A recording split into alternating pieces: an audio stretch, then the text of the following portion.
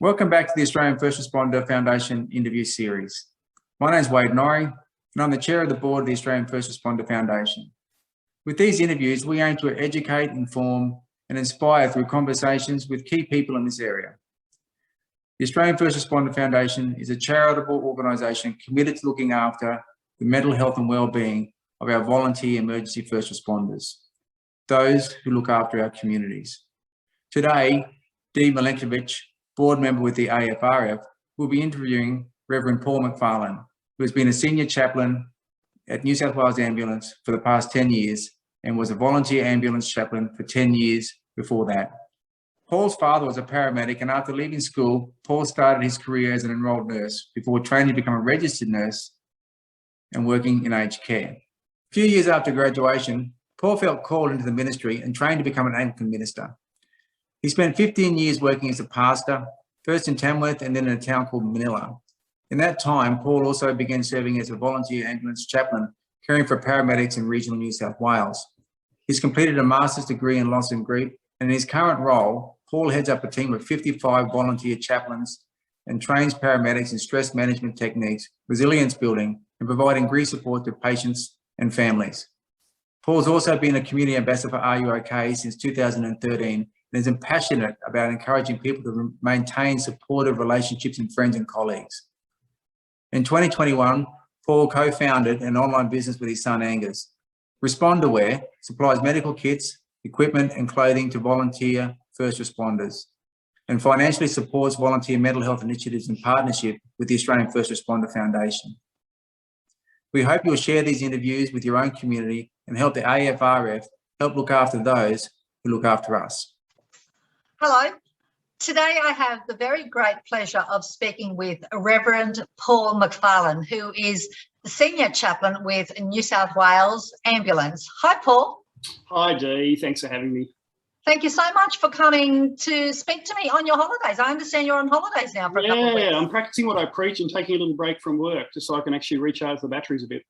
Ah, good for you. And where are you going to be travelling on these holidays of yours, Paul? Oh, look, you know, it's exciting times, isn't it, with pandemics and lockdowns. I've said to all my friends I'm having this wonderful staycation at home in Sydney at the moment, but it's all right. I'm doing some gardening and I'm going for walks, and my wife's on holidays next week as a teacher, so we'll spend some time together. It'll be fine.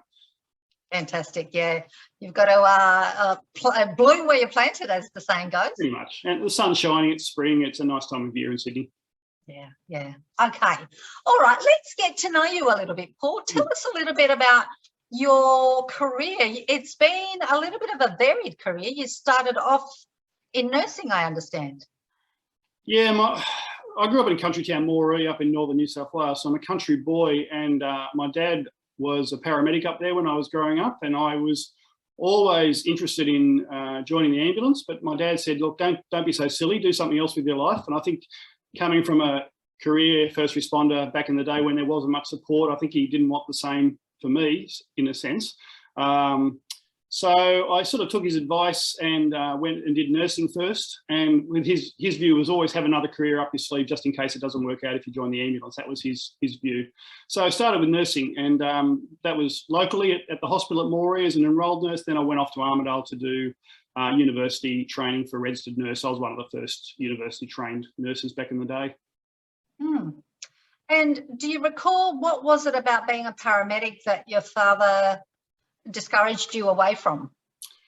Oh, look, I think Dad was towards the end of his career and a little bit burnt out, a little bit frustrated that he couldn't progress in his career. He got to a certain stage, and back in the day, you know, they had a glorified first aid certificate. You know, they were very skilled in their own way, but they didn't have a lot of other training. And no matter what he did, he couldn't get a promotion or he couldn't get a move. And I think he was just feeling like you don't want to back yourself into a corner with one career, you know, with one set of tricks, one set of skills that you can only use for that. I mean, modern paramedics today have a lot of other skills that they can use. They've got degrees and, you know, registration and things. So whereas, you know, 20, 25 years, 30 years ago, it was a different story. So I think he was just trying to say, you know, don't limit yourself too much early in your career. Go and do nursing, go and do something else first. And then if it doesn't work out, you've always got a fallback position. That was, I think, his position. Yeah. So it was more about the career path rather than the job itself.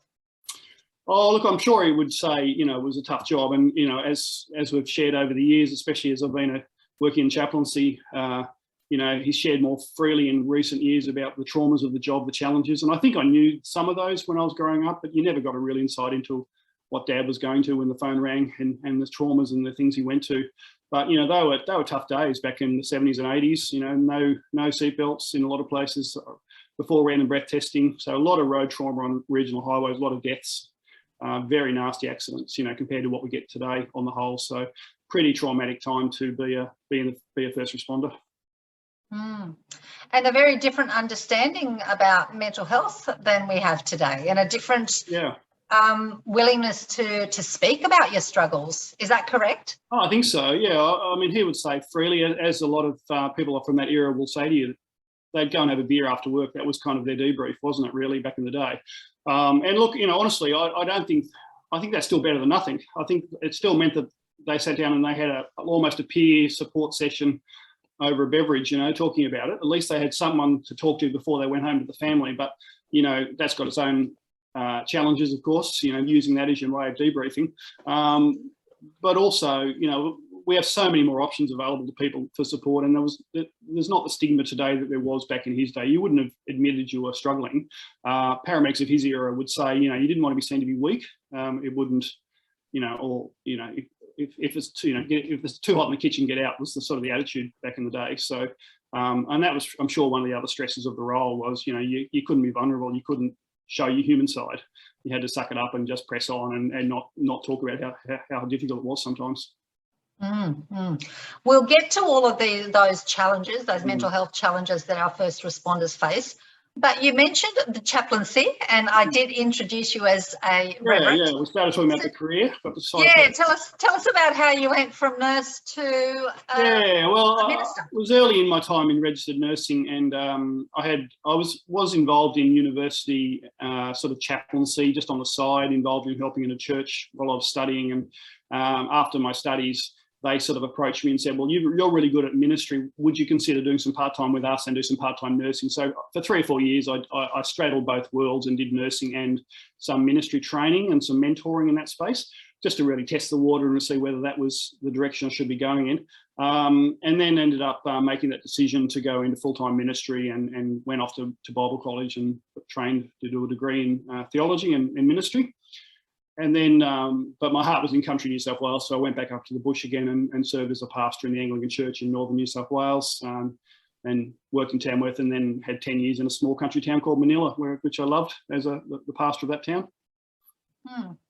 So how does serving in ministry differ to being a registered nurse? Oh, good question. I've never regretted doing nursing, because I think it's always a career that just is a foundation for so many other life skills, isn't it, really? It's, you know, people skills, it's about caring, it's about supporting people. You know, you get in, you get your hands dirty. So it's a humble job. It's a very simple job, but it's a really important, nursing's a really important role. And so I think it's a good background for pastoral ministry, because it's about serving people. It's about getting in the community. It's about building genuine relationships and sort of safe relationships that people can share with. And so, you know, I think, you know, it has a good overlap. I've always found it was a great preparation for pastoral ministry. And I did a lot of aged care nursing too towards early in my career, which is home-based nursing. I did a lot of Veterans Affairs, ex-military guys, and I'd go into their homes and sit with them and provide their care, but also we'd often have a cup of tea before I'd left and just talk about how life's going for them. And I think that was good training, to be in the house and just sit with someone and listen to their life story and you know, bring some perspective on that when you can. Oh, definitely. And you were performing such a service to health that probably wasn't really known about back in the day. That sitting and having a cup of tea is such a valuable component of care, isn't it?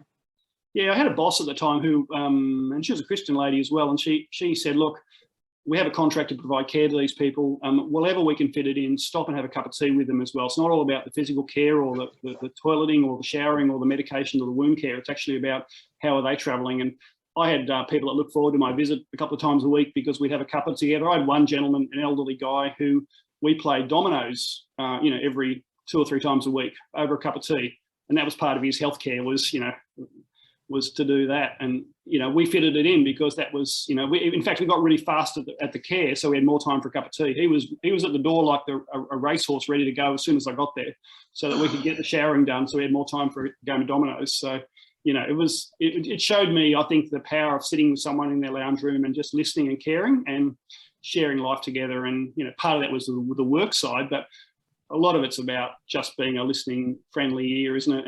And genuinely caring about people, genuinely wanting to know about their life and letting them share of their own experiences. Yes.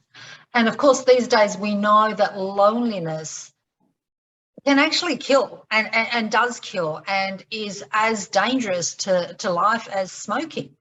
Yeah, absolutely. And I think one of the challenges with the COVID pandemic is I think it's a pandemic of loneliness as well, isn't it?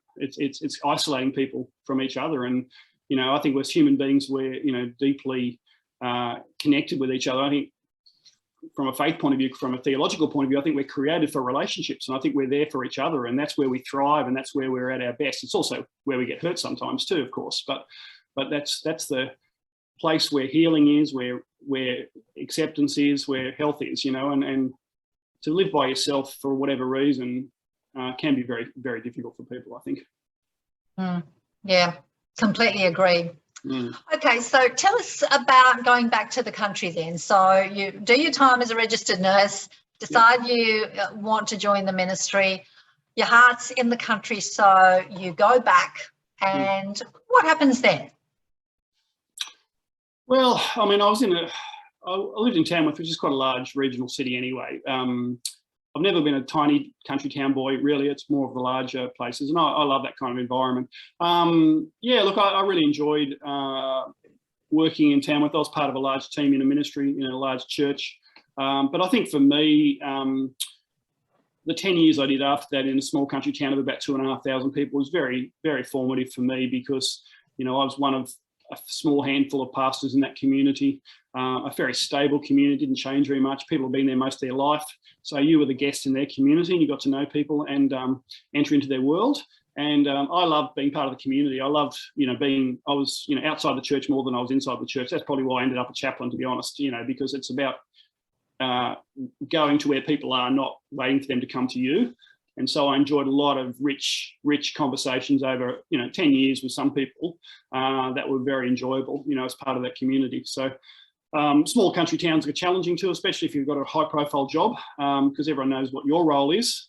And so, you know, having a day off and going for a cup of coffee with my wife, you know, people would stop and talk with me in the street and, you know, it was hard to switch off, but it had its benefits too, because the incidental conversations you have is where interesting stuff happens often. So you've now been the Senior Chaplain for New South Wales for the past decade. How has that been and what does that role involve? Yeah, well, I mean, I was doing volunteer work with the New South Wales Ambulance for 10 years, so that's part of my country experience, but the opportunity came up to apply for the senior position when the previous gentleman retired, and I was successful in that. So it meant moving to the Sydney, so that was a big change for me, firstly. But my role involves leading the team of volunteer chaplains around the state, giving sort of strategic leadership, pastoral care for the team, training, recruiting, mentoring. And so I've grown the program from its sort of fairly small beginnings. There would have been a dozen volunteers when I started 20 years ago. There was 20 when I took over as senior chaplain. I've got 55 on the team now. So we've grown dramatically. And, you know, right across the state now. So I've got a really robust quality team that I look after, and I'm really, you know, it's a great thrill to be able to both lead the team, but also watch them thrive and watch them do really good care for our first responders. So what do the volunteer what do the volunteer chaplains with the ambulance service do? How do they interact with the public? When do they appear on the scene? Yeah, sure. So, I mean, we've worked really hard to make sure they're actually embedded is the word. We've embedded into, you know, the organisation. So our chaplains wear the same uniform as the paramedics, so they're a uniform part of the organisation. What we've done is made sure that we attach chaplains to 2 or 3 stations, and so it's their pastoral patch to look after. So they've got an identified group of people that they take responsibility to care for, rather than just a nebulous, you know, you're part of the team. Well, this is your these are your people, this is your station. These are the ones that I want you to focus your limited volunteer time on, because volunteers only have X number of hours to spare. We'll use it well. So we have them providing proactive visiting, pastoral care, cups of coffee, and catching up with staff, building relationships. That's their primary responsibility. And the good thing for the chaplains is we're seen as part of the team. We're uniform, we're in the same sort of culture, but we're also not in the chain of command. So, it's confidential. So you can talk to them, and no, it doesn't go any further. And I think that's a really key part of what we do. I mean, there's more that we do, but that's probably a good start to answer that question, I think. Oh, absolutely. So do the chaplains go out with, so they actually, so are they peers in terms of, being first on scene? Do they understand that? It's a very similar model. Yeah, sorry, Dee. It's a very similar model in that, it's about that peer-to-peer kind of support. I mean, more broadly, our role is about relationship building, supporting people, being a safe person to talk to. So we help people at that one-on-one level, and because they see us as safe, they'll come and talk about the family. They'll talk about what's happening at home. They'll be fairly open and honest as long as you build trust with them. We're also involved in that sort of post-incident support. So nasty jobs will get called in to be part of the support team that supports them. So we do some of that psychological first aid that the same as our peers and our psychologists deliver as well. We have the same package. But the third thing that we do, which I think is it's almost unique for us, is we're also on the front line with paramedics providing support to families in the community when the tragic events happen. So since the death of a child or a teen suicide, the crews are able to get on the radio and ask for a chaplain to be dispatched to the job as well. And we can go and literally work alongside the paramedics, but taking on that taking from the paramedics that emotional load, so they can focus on the clinical or whatever they need to do. And we then we'll take the family aside, we'll support the family. But the fact we do that in ambulance uniform is really, I think, appreciated by the organisation, because it adds capacity and it adds a depth to the service that we provide the people of New South Wales, not just clinical, but we can provide that care as well. And I know a lot of first responders will say the hardest part about any job is when you're dealing with the family, if someone's died. And so we step into the breach, if you like, on behalf of our paramedics to take that from them so that they go home without that extra stress, because they know the chaplain's there and the chaplain's going to look after the family better than possibly they could have done themselves. So it is a really helpful service, and I'm very proud of the fact that we've built that capacity over the years to, be, quickly called, can the chaplain come and help me with this job, because they see the skills that we bring, It certainly sounds like an extremely valuable model, and I think that it's worthwhile other services looking at extending that, because these chaplains are respected by the paramedics as peers who understand the stresses and strains of their role. They're in the same uniform, so they have the respect and the support of the service, oh, it's wonderful. What an amazing initiative. It is, and I think that's what I mean. I think we have a lot of synergy with the peer support model, but where we're a little bit different, I think, as a peer, say a paramedic as a peer support officer will often be the first person you talk to if you've been through a traumatic event, you've had a clinical incident that's been challenging, because I think part of it is about debriefing. Did I do a good enough job? Did I miss something? If I had this extra skill, would it have made a difference? Now, I can't always answer that, even though I've got a clinical background, but I don't try to be an expert in paramedicine. That's not my job. So if they want to talk about the job, then we can connect them with a peer or a clinical educator who can walk through the job to make sure there was nothing, that they did wrong, because people often beat themselves up thinking, I wish I could have, if I only have done more, it would have made a difference. Paramedics are really big on that. And so some reassurance from a clinician to say, actually, you did a really good job is valuable. So peers, that's where peer support fits in. Where chaplaincy adds value, I think, organisationally, is when you're dealing with death and dying and sad events and tragic things that make no sense from a human point of view. Why did that child die? They were a lovely family. That's not fair. You hear those all the time from paramedics. We find they're not comfortable conversations for peer support officers or even psychologists, but for us, I keep saying we don't have the answers, but we understand that question, and we wrestle with that question regularly. So, you know, and we love a cup of coffee. So you can sit down and vent with us and say, that wasn't fair. How does the world let that happen? Where's God in all of this? Those sort of things do come up. And so we bring another perspective into the organisation's welfare sort of support that allows them to wrestle with those almost existential well-being, the why questions that other parts of our support services probably feel less equipped to answer. It's such a fascinating and, again, valuable distinction that you make there between the different types of support that a first responder will need, you know, the clinical, the practical side of things, as well then the existential stuff. Yeah. That's the thing where we've got a really robust support system at New South Wales Ambulance, really comprehensive, and we're getting better at sort of teasing out and differentiating the different parts of it. And so it's about just helping our staff to know which area to turn to, or which type of question or which type of concern you might have. And I think one of the mantras we have at work at the moment, and I'm saying to my team, is, you know, because we're trusted, and we've recently adopted the motto for our chaplaincy program, trusted care. That's what trusted care. That's what we want to be about.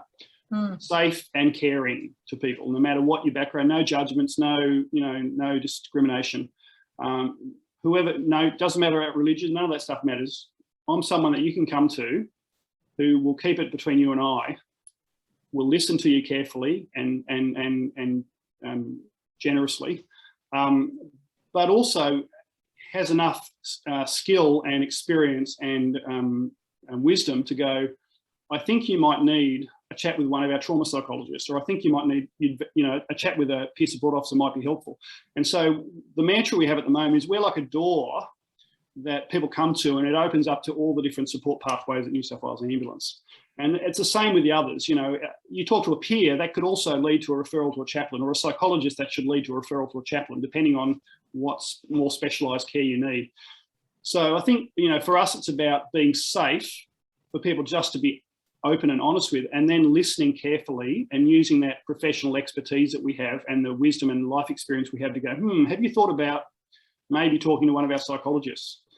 And because they trust me, they go, oh, do you think that'll be useful? Actually, I do. I think it would be. And, you know, how about we make a phone call and we'll get you an appointment? Oh, okay, let's do that. Whereas I don't think they would go there straight away, but they come to us as a sounding ground, if you like, to think about, you know, whether that's a good option for them or that's something they should pursue.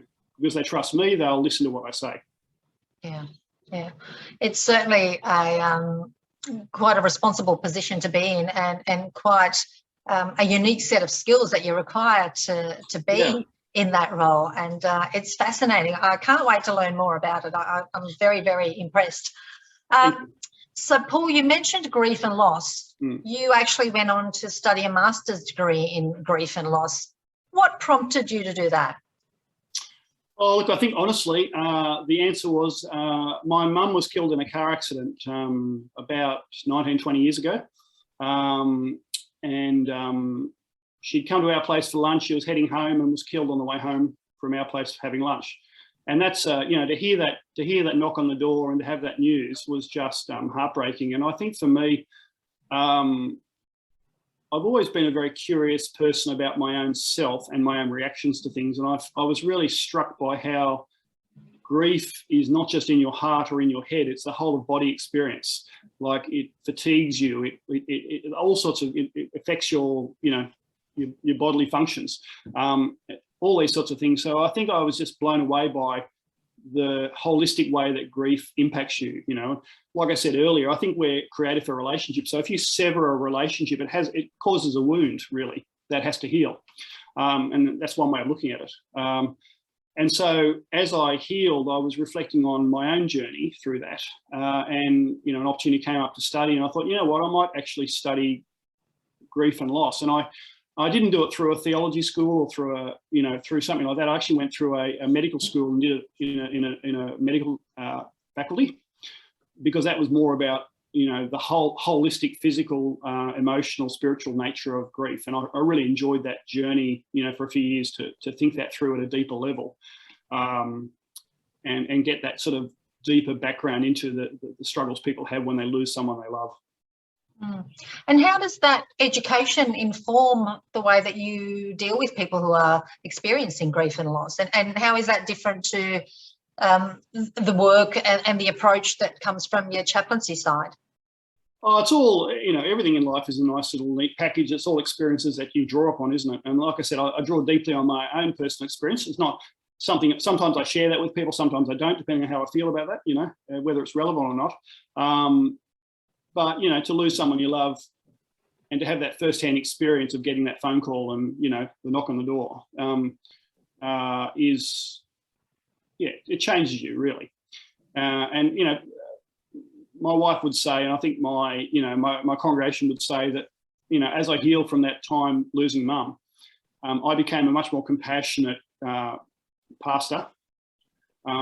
People loved the way I did funerals, they loved the way I cared for families, because I knew what it was like to be sitting on the opposite side and, having an interview with a funeral director, you know what I mean? Because I've been there myself. And so I have a lot of compassion for people who are completely lost, completely at sea because they've just lost someone, but then they've got to be expected to organise stuff and plan things and high-level skills which are not actually functioning. But I think what it's done too in terms of chaplaincy is, I see a lot of death in the work that I do. I deal with a lot of grieving people. And it's very crisis focused. I don't do long-term counselling. I'm not involved in that. I just do short-term specialist sort of work in my role. But it's taught me that normal is really wide. Like normal grief responses are much broader than you think. And I think that's what my master's taught me, to be fairly open-minded as to the way people react when they lose someone they love, I think. Okay. So you're also an ambassador for Are You OK Day. Mm-hmm. Has your passion for mental health stemmed from all of this life experience and the loss of your mother? Oh, I'm not sure if that was the cause. I mean, who knows? We're all, complex people with complex backgrounds, aren't we? But I don't think you shouldn't waste an opportunity in life, even if it's a negative opportunity. It's a teaching moment. It's a learning opportunity. So it's a chance to grow. I mean, once again, theologically, I've always thought that, nothing happens by accident anyway. Like there's plans and purposes in life. And, I'm sure I'm reasonably confident I'm the senior chaplain because of all the life experiences and the master's degree and things that I did that I wouldn't have necessarily done if I'd followed a different pathway. You know what I mean? If something different had happened that day and I hadn't lost mum, I would have been in a different role now, I think. So I think that's her legacy in some ways. I think it meant the Are You OK message for me is a bit, I often say as an ambassador, I'm a bit different to most people because for me, I don't have a lived experience of depression or anxiety. I haven't struggled with diagnosed sort of mental health issues. But I work with paramedics who are going to suicides every day. And I see the impact it has on them. I see the impact on the families that I go to when there's a call for a chaplain. I see the impact on small country towns when people take their lives. And so I say as an ambassador, I'm here to talk to you about what we can do as a society to protect ourselves from suicide. And here's my experience and here's what I've learned in my job. And here's some tips for looking after, for reaching out to people when they're struggling, and these are the signs you can look out for, some things to see. So I use my kind of health background, my professional background, my role as a health professional. Often I wear the ambulance uniform when I do it, just to give that kind of sense of mental health sort of professionalism that comes with the role. And people find that very helpful, I think.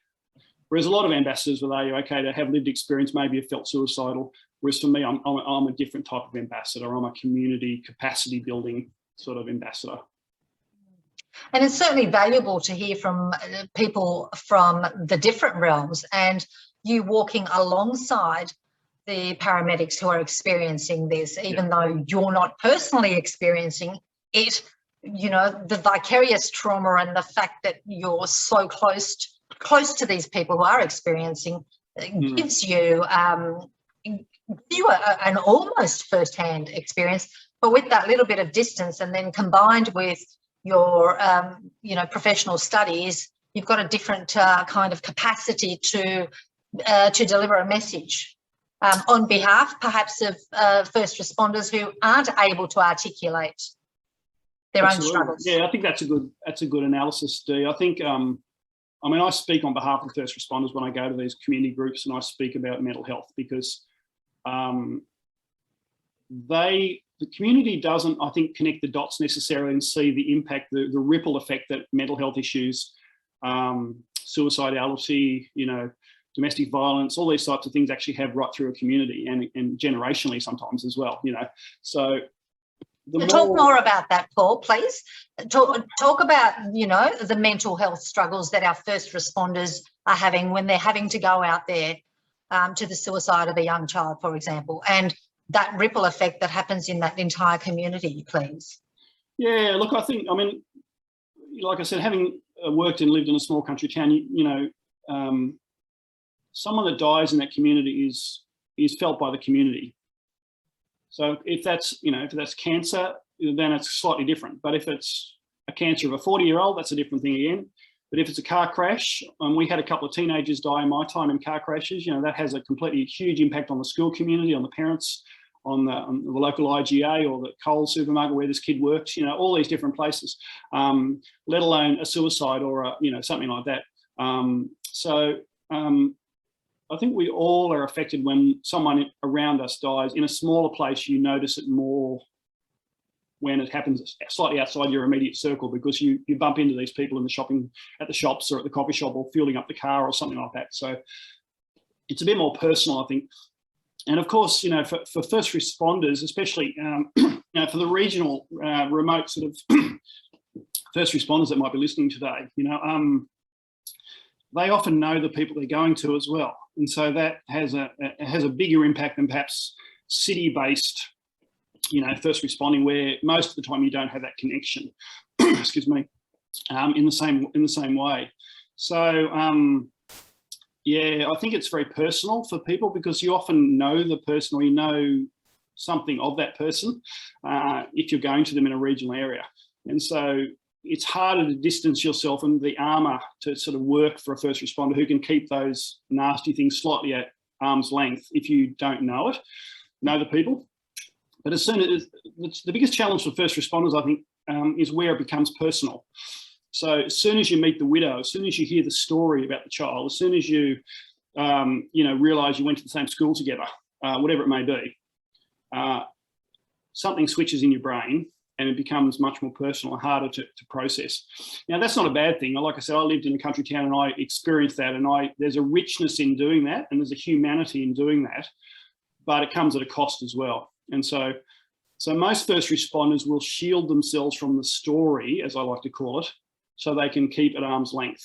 And that's a reasonable, rational coping mechanism, I think. But I think if we can be a little bit vulnerable with our communities and actually, you know, have that little level of empathy, our level of care goes up, but the risk to us personally goes up as well. So it's a challenge for our mental health. It's a bit of a cost savings benefit here. You know, you've got to be careful to look after yourself if you become more vulnerable and you become more caring to the community. But I think the community gets more from us as first responders when we are more human and more vulnerable, rather than that robotic kind of procedural first responder who just does the job and doesn't enter emotionally into the job, if that makes sense. Yeah, it absolutely makes sense. So what's that balance, Paul, for a first responder? How do they maintain that compassion, and how do they maintain that distance so that they're able to do the procedural stuff of the work? Well, having holidays helps, I think, for me, just switching off every now and then like I'm doing at the moment. Look, I think one of the protective factors we have as first responders is we wear a uniform. And that means at the end of the day, you can take the uniform off. And when I'm doing training with paramedics, I say you're actually quite blessed in that you can go home and physically take your uniform off and have a shower and wash yourself from the day. And it doesn't emotionally clean you up, but it sort of has a transitional point to it. And I've learned doing this for a long time now that your identity can't be in the role. It has to be, you know, you as a person is valuable. I'm a person that goes to work as a chaplain. I'm a person that's also helps as a paramedic. I'm Paul, who's also a police officer. I'm not I am not just a police officer or a paramedic or a chaplain. I'm me who does these things. So I put my uniform on, I get in my car, I go to work and I do the role. And then I come home, and at home I'm a father and a husband and a friend, and I have hobbies, and I'm work in the garden, and, you know, I have friends outside of work. So I think having some separation is really, really important, and some role distinction of, you know, not being so caught up in your role that it becomes you, especially for volunteers. It can be a fine line there, I think, too, for volunteers, first responders, more so than paid sometimes. Yes. About half a dozen years ago, there was a spate of suicides amongst our elite young footballers who were poised for NRL careers. Yeah. So I was involved in some wellbeing training for these fellas, and part of that training was to let them see and discover the other roles that they have, because there was so much invested in this NRL career. They were often going to be, you know, taking care of their entire family financially if they succeeded. They were going to be successful. All of their dreams would come true if they became this NRL star.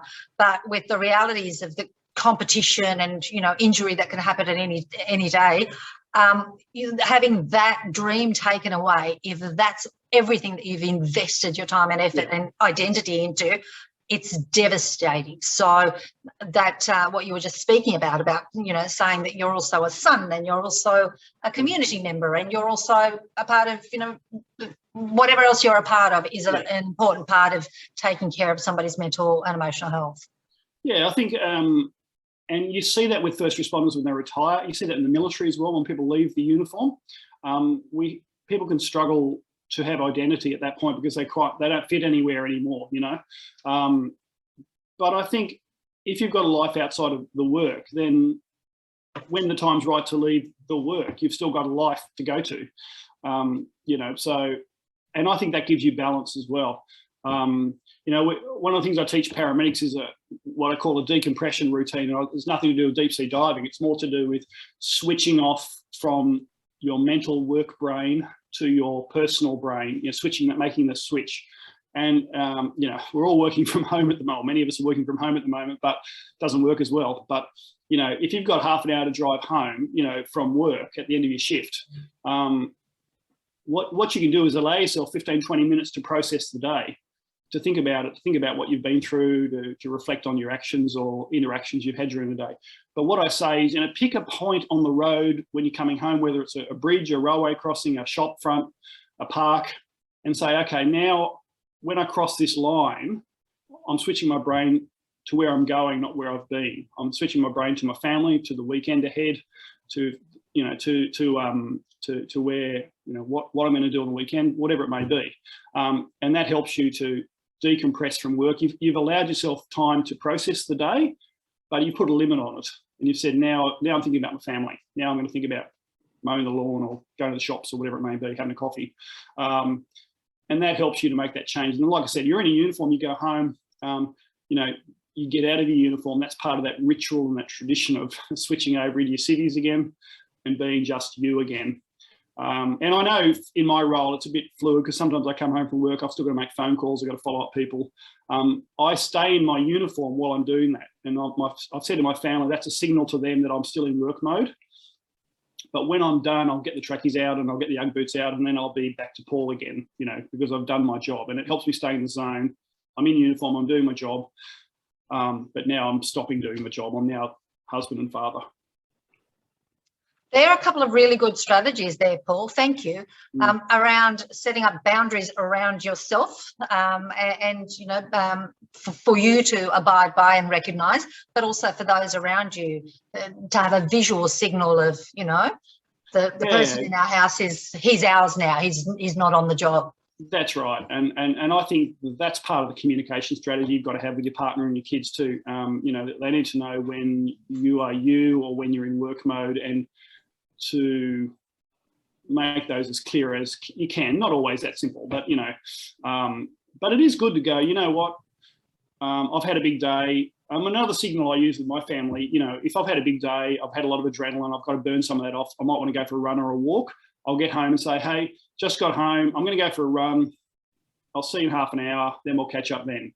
So I'm transitioning out of work into some physicality, which helps to burn off the adrenaline and just to stabilise myself a bit after a big day, wear myself out a little bit, expend some energy, and actually clear the head by going for a run or a walk, you know, and connect with nature, listen to the music, I don't listen to music, listen to the birds, you know, watch the traffic, whatever it may be, a bit of grounding, a bit of mindfulness, and then get back to the family and have a shower after the run, and then I could enter into the communicating with my family at that point.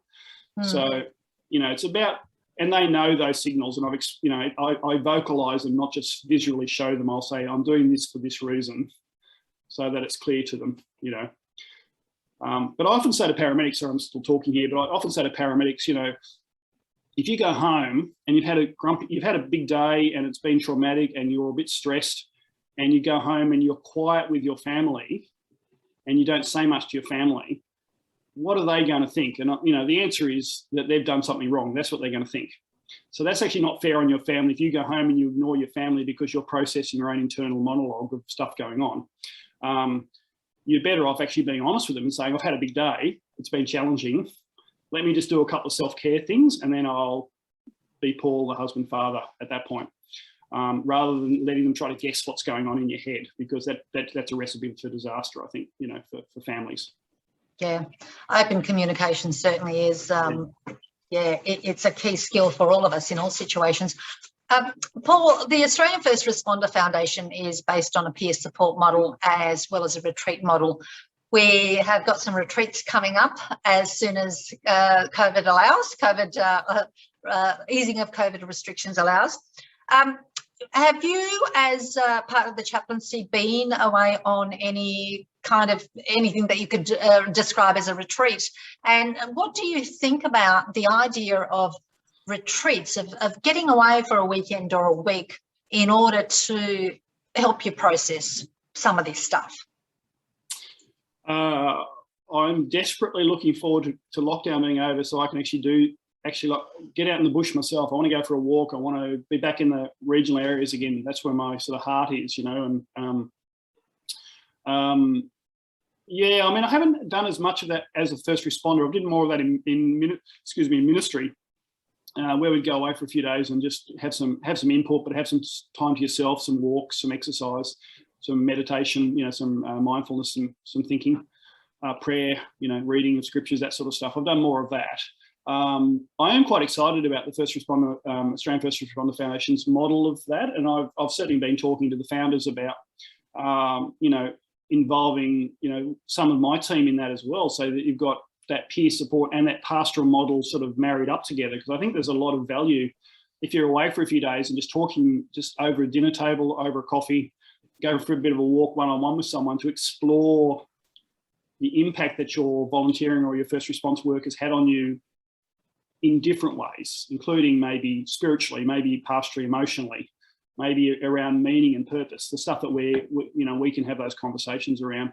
I'm a big fan of giving people as many options as you can in terms of so that they are empowered to reach out for the help that they need. And so I like that model that you're developing, and I think definitely want to be part of that. And my team does as well. They want to volunteer and be part of that as well in the future. I know we had one that was cancelled in August, and I had one of my chaplains who's already lined up to go along to that as a participant, and to be available to people. But I think just getting away, switching off, and saying, this is about me, this is about my self-care, this is about my time to process and talk through with someone that probably gets a fair bit of what I've been through and won't be judgmental, you know, will be really super valuable for people. Great. It's so great to have you on board. I think, you know, as many hands on deck, and as you've described, your chaplains, your volunteers have got that first-hand experience of, you know, being a first responder, but they provide that total non-judgmental and confidential conversation there. I'm very excited to have you on board. I think it's going to be such a valuable addition.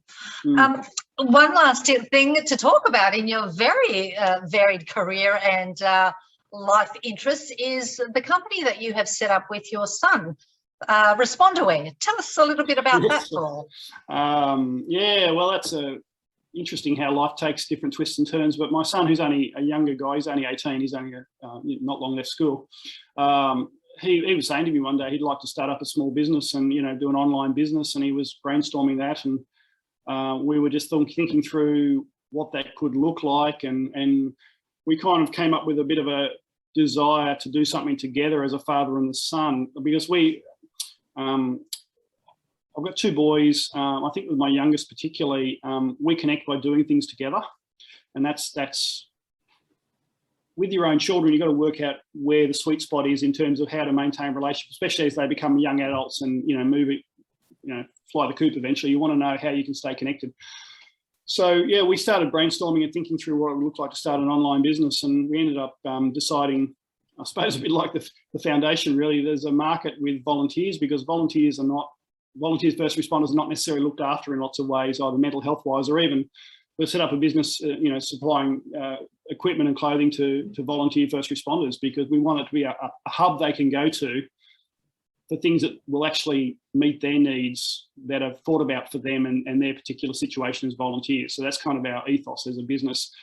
And we've really decided, the two of us have decided that we're going to put some of our profits back towards the Australian First Responder Foundation as a way of providing mental health, or assisting with that mental health partnership for first responders. And I think that's a good fit for us as a business. We want to, you know, yes, obviously make some money long term out of this, but it's about building a community of first responders and thinking about it from a equipment, gear, bits and pieces point of view. And first responders love their bits and pieces. They love their gear, but also we want them to be well at the same time and looked after mentally too. And so we think it's a good partnership to be part of that. So yeah, it's been fun, and we're learning heaps. It's exercising part of my brain I've never used before. It's good. Oh, good on you. A father-son business sounds like a wonderful way to keep that connection going. Who's in charge though? You or the boy? We bring different skills. Like I've got the life experience and the connections. He's got the IT skills and the social media skills.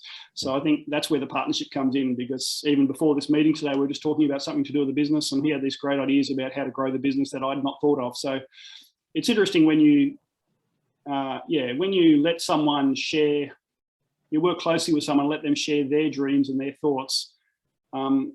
They will see the world differently to you, even if you're in the same family. And so two are better than one, I think, you know, it adds to the mix, I think. I also think it's really powerful as a parent to allow your child to teach you things, because they spend their entire life being the one that needs to be taught and led. And there comes a point where they can teach you something. I mean, they can teach you something very early on if your child is an expert in karate or dancing and you're not.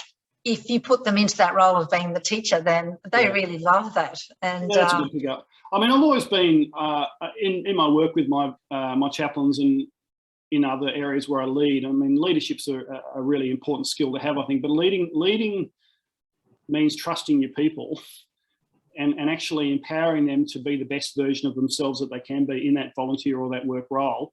But I think it's true for your family as well. I want my young adult boys to be the best version of themselves, and to see that grow and develop, and, you know, for me to trust their opinion as well, and for them to say, Dad, I think you've got it wrong, and not be confronted by that, because I don't get it all right. I mean, I bring a lot of life experience things, but it doesn't mean I'm always right. And you miss things as well. You know, generationally, there's different changes happening in society, and I miss some of those nuances. And my boys can explain to me why people are acting the way they are, because I'm missing that as well. And so having an open dialogue of trust is actually both good parenting, but good leadership as well, I think, of, you know, getting the best out of those closest to you, and letting them be the best version of themselves, you know. It certainly goes along with everything that you've spoken about that has formed the basis of your career in every job that you've done, is that, you know, it's that trust, it's being non-judgmental, it's, you know, listening as well as guiding. It's a pretty good philosophy. Paul, thank you so much for your time today. It's been really valuable listening to you describe how the chaplaincy works within the New South Wales Ambulance Service, as well as listening to your story of how all the varied careers, you know, and studies have led you to where you are now.